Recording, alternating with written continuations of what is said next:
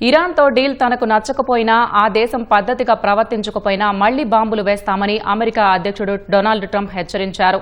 ఇరాన్తో కుదిరిన ఒప్పందం పూర్తిగా ఖరారైందా అని మీడియా ప్రశ్నించగా అది తుది ఒప్పందం కాదని ట్రంప్ చెప్పారు. అది కేవలం ఒక ప్రాథమిక అవగాహన ఒప్పందం మాత్రమేనని ఆయన స్పష్టం చేశారు. ఇదే క్రమంలో ఇరాన్తో కుదుర్చుకున్న అవగాహన ఒప్పందం చాలా శక్తివంతమైందని ట్రంప్ వ్యాఖ్యానించారు.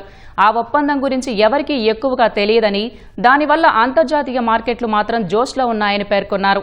పశ్చిమాసియా సంక్షోభాన్ని ముగించేందుకు ఇరు దేశాల మధ్య శాంతి చర్చలు జరుగుతున్న తరుణంలో ట్రంప్ చేసిన తాజా వ్యాఖ్యలు తీవ్ర సంచలనం సృష్టిస్తున్నాయి.